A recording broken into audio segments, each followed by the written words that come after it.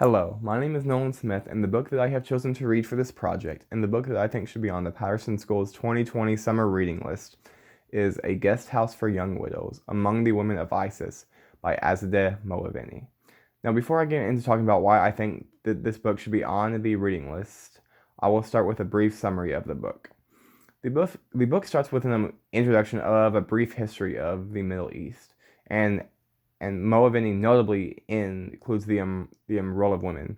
She starts with talking about Algerian resistance fighter Jamilia Bourid, whom fought against the French in Algeria throughout the 1950s. She then goes talking about the Iran Revolution, which was viewed as a turning point for many, as a small country, Iran, stood up to a great power, the United States, and won.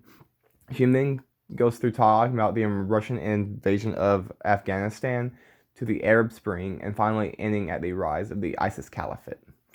Now, this book tells the story of many different women. However, three of the most notable would be Emma from Hamburg, Germany, Sharmina and her three classmates from London, England, and Noir from Tunis, the capital city of Tunisia. Now, these girls all found solace in Islam, and mostly via social media propaganda, they thought that they could eventually be part of something more. Now, the reason that they thought this was that they all had very different circumstances in their life that all led to them joining ISIS. Emma was discriminated against by her family because she followed Islam.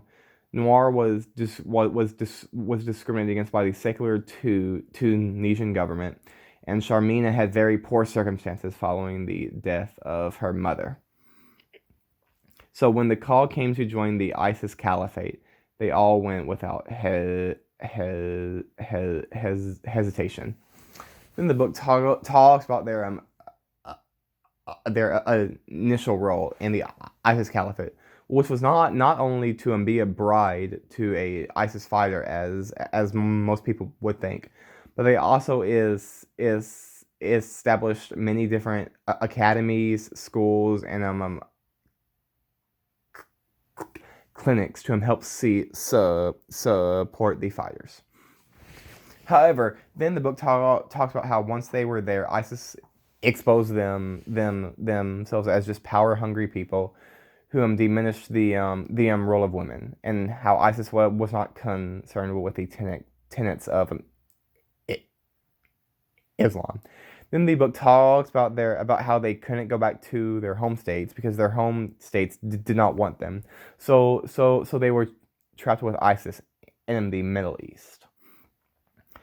And finally, the reason that I think that this book should be on the Patterson School's summer reading list is that first, at the Patterson School, we talk a lot about the Middle East, and in turn ISIS.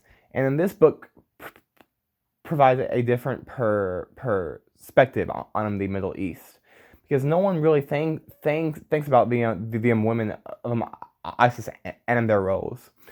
If you were to ask someone, most people would think that they were just lower class women who went to fight with ISIS. But no, they were actually just daughters of diplomats, trainee doctors, and other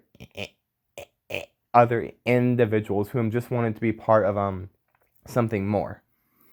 So overall, this is a very good book for the study of international relations, as it provides an alternative look at a widely studied topic, and as such, it should be on the Patterson School's Summer 2020 reading list.